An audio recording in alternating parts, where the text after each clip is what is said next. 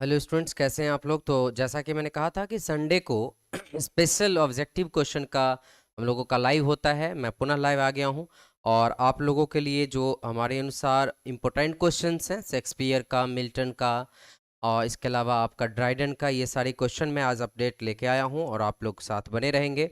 तो बहुत ही फ्रूटफुल ये सेशन होने वाला है। और यदि आपके जान पहचान में कोई दोस्त हैं जो क्लास करना चाहते हैं तो उनके साथ भी आप शेयर कर सकते हैं इस वीडियो को, क्योंकि ये वीडियो आज की जो है ये पेड कोर्स के लिए भी है और जो लोग पेड कोर्स के स्टूडेंट नहीं है उनके लिए भी हैं। तो आप लोग उनके साथ शेयर कर सकते हैं, बिल्कुल शेयर कर सकते हैं। ये बहुत बेसिक चीज़ें आपकी पूछी जा रही है शेक्सपियर से रिलेटेड। ये क्वेश्चन सभी जानते हैं कि शेक्सपियर का जन्म कहाँ पर हुआ था, लेकिन ये क्वेश्चन जो है लोग नहीं जानते हैं कि वो जो जगह है वो जगह था क्या। तो आपके मन में ये सवाल उठ रहा होगा कि इतना बेसिक क्वेश्चन भी पूछा जा सकता है। तो जल्दी से आंसर बताइए, पहला क्वेश्चन का आंसर क्या होगा। फर्स्ट क्वेश्चन का आंसर क्या होगा ये बताना है। फर्स्ट क्वेश्चन क्या कह रहा है ये देखिए आपके सामने है। फर्स्ट क्वेश्चन आपसे कहता है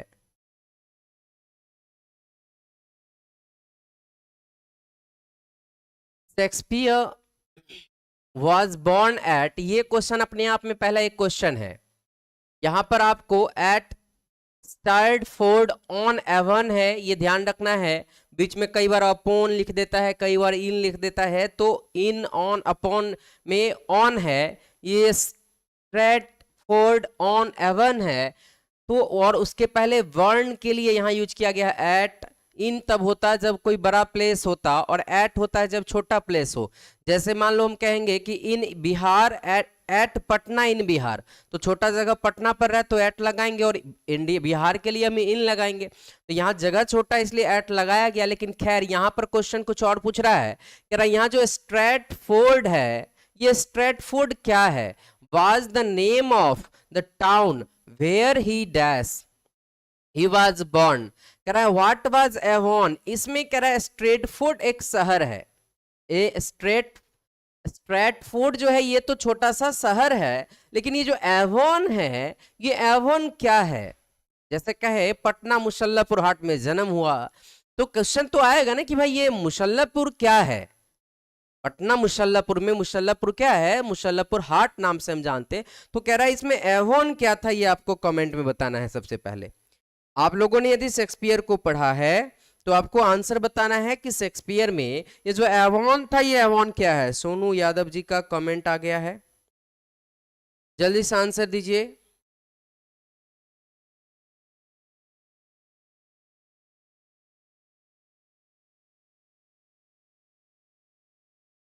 देखिए एक तो इसमें तीन क्वेश्चन है। पहला क्वेश्चन कि शेक्सपियर जो है जन्म लिए थे कहाँ, एट स्ट्रेटफोर्ड एवन में। तो स्ट्रेटफोर्ड एक छोटा सा शहर था। और एवॉन क्या था, तो एवॉन के बारे में कह रहा है कि हाई, कह रहा है plateau on which Stratford was situated, जहां पर सिचुएटेड था। स्ट्रेटफोर्ड टाउन के बारे में कह रहा है। और हिल लॉक था, on which Stratford was situated. और river on the bank of which Stratford was situated. और heath where Stratford was situated. तो कह रहा है कि बताइए ये जो एवॉन था क्या था। बिल्कुल सही आंसर है रवि सर, आंसर सही आ गया है। ये एवॉन जो है ये एक रिवर था। क्या था, करा है और river on the bank of विच, जिस नदी के किनारे। तो ये जो था ये शहर बसा हुआ था, और ये जैसे हमारा गंगा नदी है उसी तरह ये क्या था, तो ये एक रिवर था। और इसी रिवर के किनारे, इसलिए ऑन द लिख रहा है, ऑन द बैंक ऑफ लिखते हैं ना तो स्ट्रेटफोर्ड उसी के लिए आया। तो याद रखना है जो स्ट्रेटफोर्ड था ये एक छोटा सा टाउन था, और एवॉन जो था ये एक नदी थी। नेक्स्ट क्वेश्चन में चलते हैं। तो यहां पर आपका क्वेश्चन का आंसर हो जाएगा सी। आंसर क्या हो जाएगा, सी हो जाएगा। नेक्स्ट क्वेश्चन नंबर 2 क्या कहता है, देखिए how many plays did Shakespeare write in all. आज तक में उन्होंने प्ले कितना लिखा, टोटल कितना प्ले उन्होंने लिखा। जल्दी से आंसर बताइए फास्ट। ये सब बहुत इजी क्वेश्चन है और बिल्कुल बेसिक क्वेश्चन है।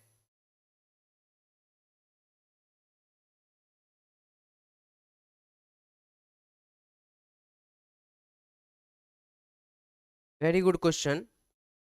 एक्चुअली जब कोई अपना टाइटल रखता है तो अपने टाइटल के आधार पे रख सकता है अपॉन, ठीक है, अपॉन वो वर्ड यूज कर, लेकिन ऑन जो है पर्टिकुलरली जो परफेक्ट प्रीपोजिशन है, जो टेक्स्ट बुक मेन है, उसमें ऑन ही होगा। यहां पर आप आंसर बताइए सेकंड क्वेश्चन का। सेकंड क्वेश्चन बहुत बार मैंने बताया है, शेक्सपियर ने प्ले कितना लिखा था और शेक्सपियर ने सोनेट कितना लिखा था, पिछले क्लास में हमने डिस्कस करा था, इसलिए आप लोग आंसर बताइए। 37, बिल्कुल सही आंसर है साजिया बेटा, 37 ही होगा। इन्होंने टोटल प्ले 37 ही लिखा था। कितना प्ले लिखा था? 37। और पिछली क्लास में मैं डिस्कस भी किया था कि शेक्सपियर ने 37 प्लेज लिखे थे। कितने प्लेज लिखे थे? 37 लिखे थे। नेक्स्ट, ये भी कई बार डिस्कस हुआ और कई बार एग्जाम में पूछा जाता है, और बेसिक सवाल है कि इन्होंने कितना सोनेट लिखा था, आंसर बताइए। और कितने, पिछले क्लास का ये डिस्कशन था। यस साजिया बिल्कुल सही है, 154, और 154 जो था ये बटा हुआ था, ये आंसर सही है। 154 में 126 जो था वो किसके लिए था? WH। और दूसरा जो है इसमें से, इसका भी दो एलिमेंट है, जैसे एक तो कई बार 28 डायरेक्ट भी कहा जाता है, लेकिन इसमें से 26 + 2 को याद रखना है। लेकिन आपको 26 + 2 में नहीं पूछता कि 26 डार्क लेडी के लिए था, है ना, डार्क लेडी के लिए था। लेकिन कुछ लोग कहते हैं डार्क लेडी और इसको कंबाइन करके कहते हैं कि 28 है, लेकिन उसमें से 26 प्योरली डार्क लेडी के लिए था, और 2 जो है गॉड, तो कंबाइंडली आपको क्वेश्चन आएगा तो आप 28 ही याद रखेंगे। इस 2 के चक्कर में फिलहाल पढ़ने की जरूरत नहीं है। 28 जो है डार्क लेडी के नाम जाएगा, हालांकि 2 उसमें से जो है डार्क लेडी का इनडायरेक्टली नाम था, डायरेक्ट नाम नहीं दी गई थी। आइए नेक्स्ट है, what is the Shakespeare's Venus and Adonis. जो है ये वेनस एंड एडोनिस शेक्सपियर का ये क्या है? वेनस एंड एडोनिस जो है शेक्सपियर के द्वारा लिखी गई है, तो आपको बताना है कि ये वेनस एंड एडोनिस एक्चुअली में क्या था। वेनस एंड एडोनिस शेक्सपियर के द्वारा लिखी गई थी, और आपको बताना है कि ये क्या था। कॉमेडी, ट्रेजेडी, ये लिखी गई थी कब? 93 में। तो ये जो 93 में लिखी गई थी वेनस एंड एडोनिस, तो याद रखना है ये कब लिखी गई थी? 1593 ईस्वी में ये शेक्सपियर के द्वारा लिखी गई थी। तो आपको याद रखना है कि वेनस और एडोनिस किसकी रचना है भाई? किसकी है? तो शेक्सपियर के द्वारा लिखी गई है। फिर आपको याद रखना है ये कब लिखी गई थी? तो 1593 में। मैंने आपसे कहा था कि एक क्वेश्चन का मतलब केवल एक क्वेश्चन नहीं होता है। हमने कहा कि वेनस एंड एडोनिस किसके द्वारा लिखी गई है? विलियम शेक्सपियर के द्वारा। कब लिखी गई थी? तो 1593 ईस्वी में लिखी गई थी। अब आपको बताना है कि ये कॉमेडी है या ट्रेजेडी है या नैरेटिव पोएम है या रोमांस है। जैसे एज यू लाइक इट के बारे में आप जानते हैं कि वो प्योरली जो है पेस्टोरल रोमांस था। तो एज यू लाइक इट के तरह ये आपको बताना है कि जो वेनस एंड एडोनिस है वो है क्या एक्चुअली में। आपको बताना है कि ये क्या है, कॉमेडी, प्ले, नैरेटिव पोएम, ये क्या है। 4 का आंसर बताना है। 4 का आंसर क्या है? ये चिड़िया सोनी, आंसर ए आ रहा है कॉमेडी। लोगों का आंसर ए आ रहा है। तो आप लोग को बताना है कि ये जो वेनस एंड एडोनिस था वो था क्या? कॉमेडी, ट्रेजेडी, जल्दी से बताइए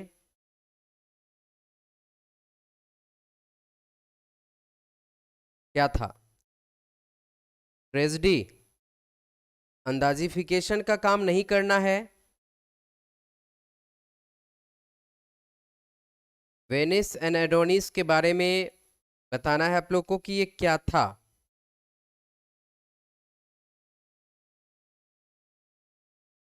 और बहुत ही इनका फेमस रचना है, बिल्कुल फेमस है, शेक्सपियर के द्वारा लिखी गई, जो 1593 में लिखी गई थी।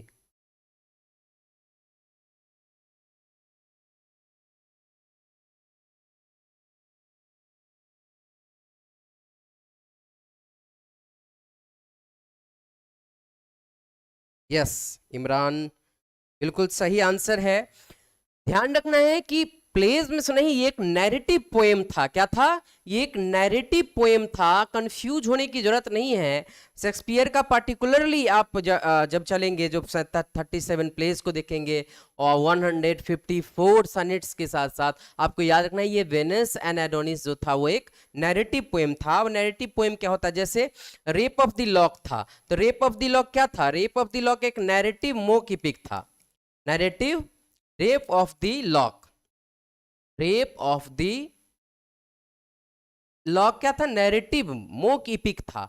तो मोक इपिक क्या होता है ये भी मैं बताऊंगा, लेकिन ये शेक्सपियर का क्या था, नैरेटिव पोएम था। नैरेटिव पोएम ऐसा पोएम होता है जो देखने में पोएम है लेकिन लगता है कहानी सुना रहे हो। जैसे आपको याद होगा eve of Saint Agnes, eve of Saint Agnes जो है वो एक नैरेटिव पोएम है, और आप सबको बताना है ईव ऑफ सेंट एग्नीज किसके द्वारा लिखा गया था, जल्दी से कमेंट करके बताइए। ईव ऑफ सेंट एग्नीज एक नैरेटिव पोएम है। ईव ऑफ सेंट एग्नीज, ये बिहार यूनिवर्सिटी से यदि कोई पढ़े होंगे, ईव ऑफ सेंट एग्नीज भी नैरेटिव पोएम है, नैरेटिव पोएम है। अब आपको बताना है कि जो ईव ऑफ सेंट एग्नीज है ये किसके द्वारा लिखी गई है। एक नैरेटिव पोएम है, नैरेटिव पोएम है। आपको बताना है कि ईव ऑफ सेंट एग्नीज किसके द्वारा लिखा गया है। ईव ऑफ सेंट एग्नीज किसके द्वारा लिखा गया है, कमेंट में बताइए। सही है। क्या आपने ईव ऑफ सेंट एग्नीज पढ़ा है, ये भी एक नैरेटिव पोएम है। ईव ऑफ सेंट एग्नीज, प्रोफाइरो और मेंडेलिन की स्टोरी आपने पढ़ा होगा। प्रोफाइरो मेंडेलिन, जिसमें एक सेंट एग्नीज के दिन जो है जनवरी महीने में होता है। ऐसा मानना है कि आज की रात में जो फास्टिंग रखेगी वो 12 बजे रात में मेंडेलिन को ऐसा होता है कि मेंडेलिन अपने बॉयफ्रेंड को देखेगी जिससे शादी होने वाला होता है। तो जो बिहार यूनिवर्सिटी से ग्रेजुएशन किए होंगे वो जरूर पढ़े होंगे the eve of Saint Agnes किसके द्वारा लिखा गया है। यस, वेरी गुड, कोई बात नहीं।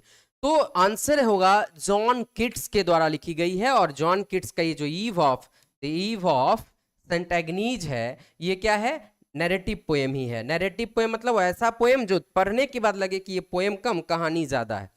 फिर क्वेश्चन है to whom did Shakespeare dedicate, Shakespeare ने किसको डेडिकेट किया था हिज फर्स्ट नैरेटिव पोएम। या देखिए क्लियर है यहाँ क्वेश्चन। आपको फिर एक नया बात सीखने को मिला कि वेनस एंड एडोनिस जो 1593 ईस्वी में लिखी गई थी, जो 1593 ईस्वी में लिखी गई थी, ये डेडिकेट किसको किया गया था। पढ़ने टेस्ट सीरीज का मेरा मतलब ये बिल्कुल नहीं है कि भाई टाइम काट लेना है, मतलब है कि एक क्वेश्चन में 4-5 क्वेश्चन हमारा बन के तैयार हो। पहला है कि शेक्सपियर ने लिखा था, लेकिन शेक्सपियर ने जो फर्स्ट नैरेटिव पोएम लिखा, याद रखना है क्वेश्चन आ जाए कि शेक्सपियर का फर्स्ट नैरेटिव पोएम कौन सा था, तो वेनस एंड एडोनिस था। और ये वेनस और एडोनिस कब लिखा गया था, 1593 में। ये किसके लिए था, ये किसके लिए था इसमें से, करा queen Elizabeth, James first, earl of Southampton and Ben Jonson, किसके लिए था। बहुत ही प्यारा है, जल्दी से बताइए। शिव शंकर कुमार जी, सी आंसर आ रहा है आपका। जल्दी से बताइए किन के लिए था।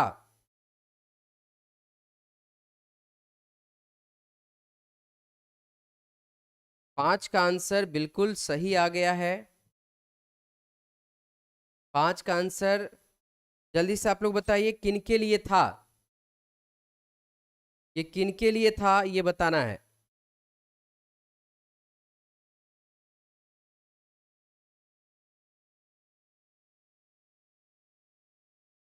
कमेंट, पांच का ए गलत है। रवि मिश्रा सर सही है, बिल्कुल सही है।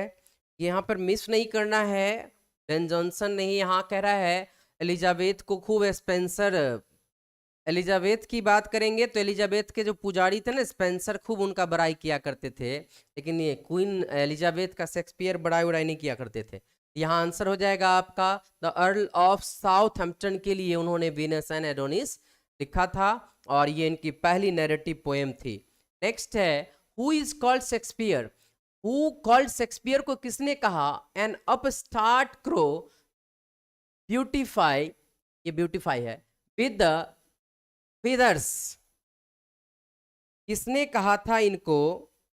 शेक्सपियर के बारे में ये चर्चा हो रही है कि शेक्सपियर किसने कहा था, शेक्सपियर को किसने कहा था ये बात, ये बताना है आपको।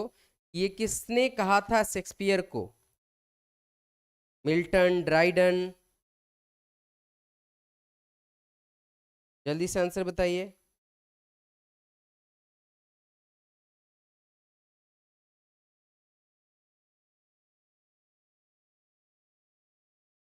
विलियम शेक्सपियर को ब्यूटिफाइड विथ आवर फेदर्स किसने कहा था? Beautified with our feathers, beautified है ये, beautified with our feathers, an upstart crow beautified with our feathers, John Lyly, Thomas Kyd और जॉर्ज पीले, रॉबर्ट ग्रीन। ये चारों के चारों जो हैं ये यूनिवर्सिटी बिट्स हैं। ये तो आपको क्लियर ही है कि ये लोग कौन है, ये लोग यूनिवर्सिटी बिट्स हैं। आपको याद होगा 7 यूनिवर्सिटी बिट्स में थे, 7 मेंबर थे यूनिवर्सिटी बिट्स। ये चारों ऑप्शन जो आपके पास दिख रहे हैं ये चारों के चारों यूनिवर्सिटी बिट्स हैं और आपको आंसर बताना है। सोनू सर का आंसर आ गया है रॉबर्ट ग्रीन। तो आप लोग को आंसर बताना है कि इनमें से किसने कहा था शेक्सपियर के बारे में, शेक्सपियर के बारे में किसने कहा था। आपको बता दें कि रॉबर्ट ग्रीन जो है कई बार रिमार्क्स दिए थे शेक्सपियर के बारे में। तो यहां पर आपका आंसर जो होगा वो होगा रॉबर्ट ग्रीन। क्या होगा आंसर? रॉबर्ट ग्रीन ने कहा था an upstart crow beautified with our feathers. ये विलियम शेक्सपियर को किसने कहा था? रॉबर्ट ग्रीन ने। और ये चारों लोग जो ऑप्शन में दिख रहे हैं ये चारों के चारों यूनिवर्सिटी बिट्स हैं। ऐसे 7 लोग यूनिवर्सिटी बिट्स में थे।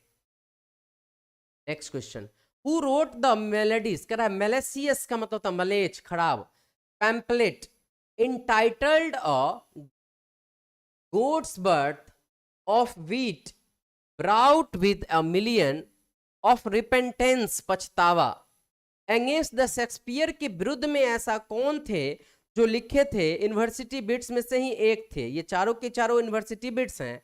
तो शेक्सपियर के विरुद्ध में इसमें से किसने लिखा था? मुख्तार अहमद सर, बिल्कुल सही है।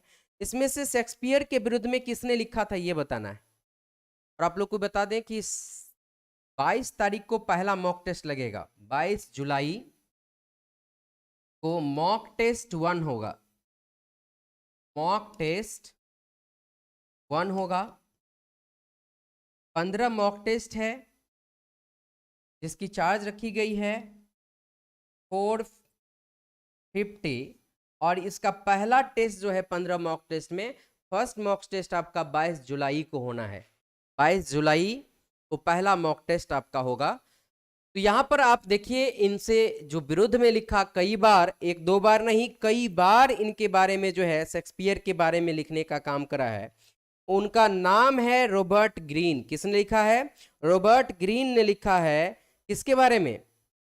मिलियंस ऑफ रिपेंटेंस, मतलब लाखों पछतावा की बात करा गया है। तो हु रोट, किसने लिखा था? तो याद रखना है रॉबर्ट ग्रीन। कौन लिखा है? रॉबर्ट ग्रीन जो है बहुत ज्यादा शेक्सपियर के पर रिमार्क्स देने का काम किए हैं। चलिए आंसर हो जाएगा ए। नेक्स्ट, हु रेडिक्यूल्ड, रेडिक्यूल का मतलब होता मजाक उड़ाना। शेक्सपियर का किसने मजाक उड़ाया? बाय सेइंग, यह कहते हुए कि ही न्यू, जानते थे, a small Latin and less Greek. बहुत बढ़िया स्टेटमेंट है और ये रिमार्क है। शेक्सपियर के बारे में किसने रिमार्क दिया था ये बताना है। ये रिमार्क किसने दिया था ये आपको बताना है। बहुत ही प्यारा सा क्वेश्चन है। क्वेश्चन नंबर 8 देखिए, किसने रिमार्क दिया था?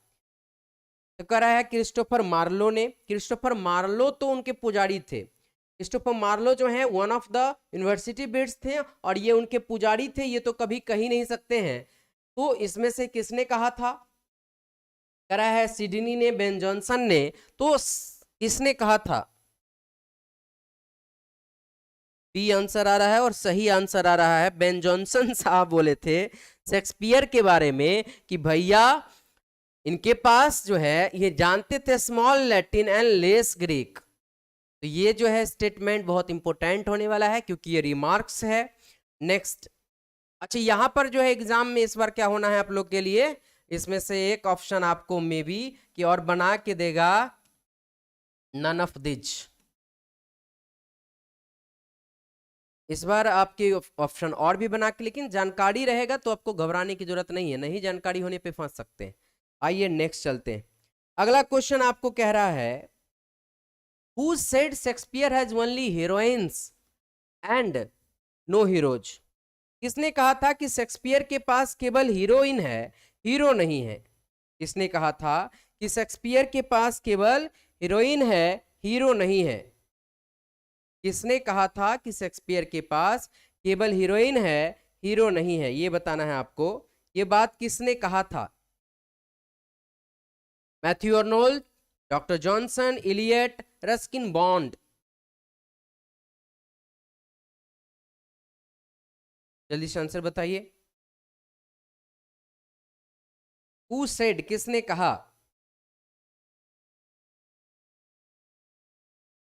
यस, नीरज कुमार जी, बिल्कुल सही आंसर है, रस्किन बॉन्ड। किसने कहा था? रस्किन बॉन्ड ने कहा था कि भाई उसके पास केवल हीरोइन है, हीरो तो है ही नहीं, के पास केवल क्या है?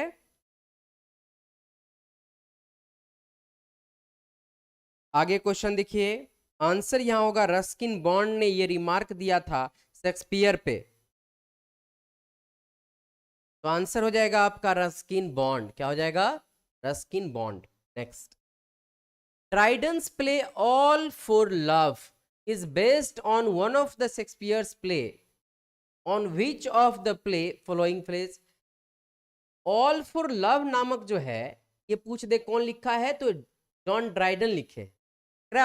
जॉन ड्राइडन्स प्ले जो ऑल फॉर लव है इज बेस्ड ऑन, वो आधारित है इनमें से किसी एक पर। अब सवाल है कि जो व्यक्ति नहीं पढ़ा होगा तो उसके लिए एक प्रॉब्लम क्रिएट होता है कि कौन बुक से आधारित है, कौन बुक से नहीं आधारित है, कौन सा बुक से आधारित है और कौन सा बुक से नहीं आधारित है। उसमें सबसे बड़ी सवाल ये होती है कि आपको बताना, सॉरी 1594, 1594 की ये बुक है। इसमें सबसे बड़ी सवाल हो जाती है इंसान को कि भाई कौन बुक कब लिखा गया है, ये भी आपको माइंड में रखना है। और इसकी लिस्ट हमने आपको पहले से ही दे रखा है, इसकी मैंने पहले से ही लिस्ट दे रखा है, इसकी लिस्ट मैंने 15 पहले से ही दे रखा है। इसमें से एक बुक है जिससे वो प्रभावित था, वह बुक का नाम बताना है। डेट तो मैंने लिख दिया है आप लोग के लिए, डेट मैंने लिख दिया है, लेकिन डेट के अलावा आप बताएं इनमें से कौन सी बुक है जिससे ड्राइडन की बुक जो है उस पर बेस्ड थी। All for love, all for love जो है वो किस पर आधारित है ये बताना है। तो बिल्कुल याद रखना है, एंटोनियो, एंटोनी एंड क्लेओपैट्रा जो है, ये इनकी बुक ऑल फॉर लव जो है इस पर बेस्ट बुक है, ये याद रखना है। बाकी आपको याद रखना है रोमियो जूलियट 1594 का है, मर्चेंट ऑफ वेनिस 1596 का है, एंटोनियो एंड क्लेओपैट्रा 1606 का है, और टेम्पेस्ट 1611 का है, याद रखना।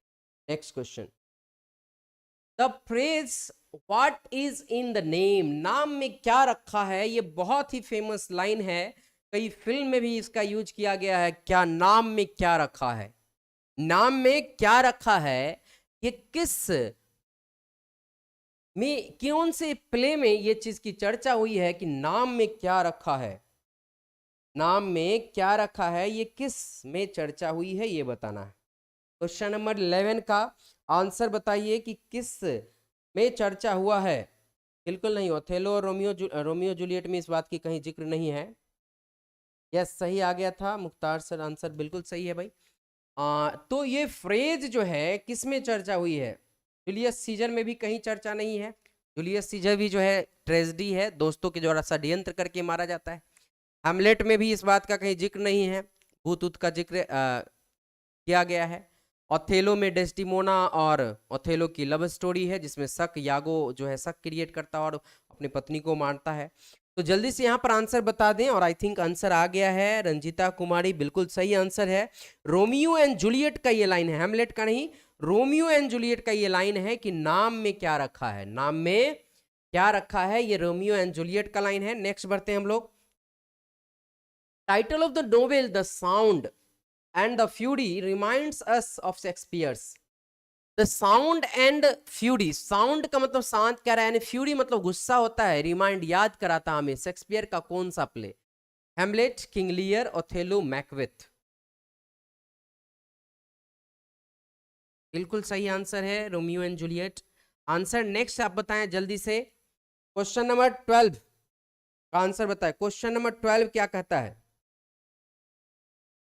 यदि मैकबेथ की आपने कहानी सुना होगा, मैकबेथ की स्टार्टिंग फेज की कहानी सुना होगा, तो याद होगा नॉर्वे और डेनमार्क की जब युद्ध पर मैकबेथ गया हुआ था और उसके साथ बैंको गया था, जब वो दोनों आ रहे थे लौट के, तो उसी समय थ्री बीचेस का आगमन होता है उस डिजर्टेड प्लेस पर, जंगल में, और वहां पर ठनका ठनकता है, साउंड एंड एकदम भयावह सीन क्रिएट होता है।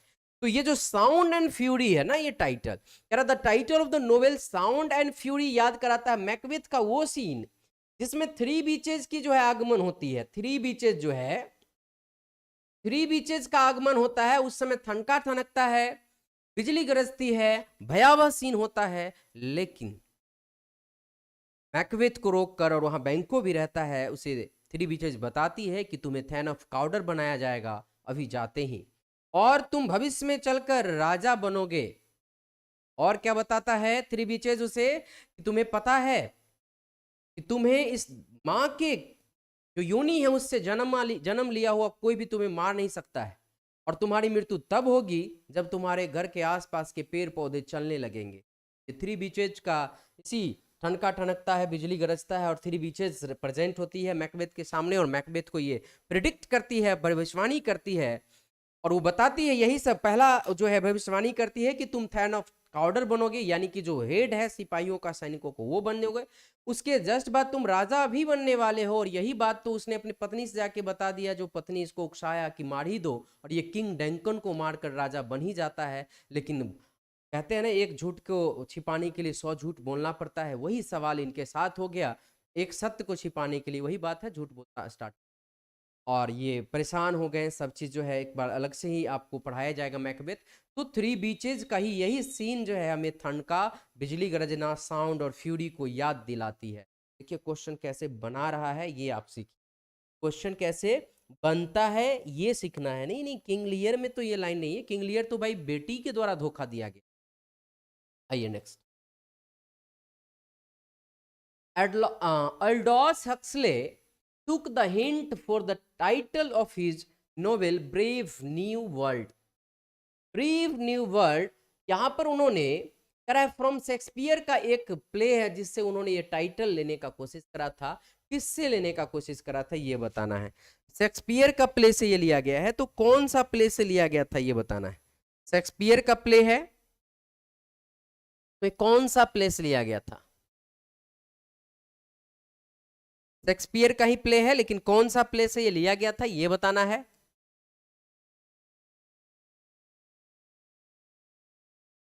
तो अभी बता दिए हैं 1606।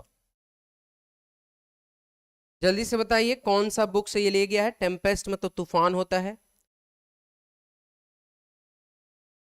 चलिए 13 का आंसर बिल्कुल सही आ गया है, और जिनका भी है बिल्कुल सही आंसर है 1611, और नीरज जी का भी सही है। एनसीईआरटी इंग्लिश सॉल्यूशन आपका भी सही आंसर है, बिल्कुल सही आंसर है। आइए, तो यहां पर याद रखना है कि ये ब्रेव न्यू वर्ल्ड जो है, ये इनका टेम्पेस्ट जो है इससे लिया गया। किससे लिया गया है? टेम्पेस्ट से लिया गया। टेम्पेस्ट कब लिखी गई थी? 1611 में। विंटर स्टिल 1610 में। 1595 में मिडनाइट ड्रीम लिखा गया था, और क्लियोपेट्रा 1606 ईस्वी में। अब सवाल उठता है कि हम बार बार क्यों डेट लिख रहे हैं, क्योंकि जैसे ही बात आपने सुनाया कि सर नन ऑफ दीज और ऑल ऑफ एबव रहेगा, तो वहां सवाल उठता है कि राइटर से क्वेश्चन बहुत उठेगा, क्योंकि ये क्वेश्चन उठने का चांस ज्यादातर यही बनता है कि एक तो मैचिंग देगा कि भाई ये किताब कब लिखी गई थी, ये किताब कब लिखी। दूसरी ऑर्डर पूछ देगा कि बताइए जैसे 1611 का है, ये 1610 का है, तो पहले टेम्पेस्ट को रखेंगे कि पहले विंटर स्टेल को रखेंगे। अब ये 1595 का है, उससे भी पहले है, और ये 1606 का है, तो इस बीच में एंट्री करेगा। तो इसी चीज को रिप्रेजेंट, जिसको हम ऑर्डर में कहते हैं, तो ऑर्डर भी बनाना है। तो मतलब समझिए कि वो अपनी लेवल को बरकरार रखने के लिए आपको ऑर्डर भी पूछ सकता है। इसलिए मैंने क्या करा है, यहाँ पर आपको डेट भी, हालांकि जब आपकी पेड कोर्स में हमने पढ़ाया है तो डेट के साथ पढ़ाया है, सामने हमने डेट भी लिखाया है कि कहाँ पर कौन सा कब लिखी गई थी। लेकिन फिर भी मैं यहाँ टेस्ट का क्वेश्चन डिस्कशन में भी इसलिए बार बार वहां भी करूंगा जब मॉक टेस्ट आपका 15 यानी 1200 क्वेश्चन जो है आपका मॉक टेस्ट में है। यानी 1200 क्वेश्चन का मतलब है कि वो 6000 क्वेश्चन डिस्कशन आपका होगा, जो मॉक टेस्ट है कि पेड कोर्स में 450 रुपये फी रखी गई फिलहाल। तो याद रखना है इसका डेट भी। नेक्स्ट, शेक्सपियर्स किंग लियर, इसमें 3 बेटी होती है जो लोग धोखा देती है इनकी अपनी बेटी।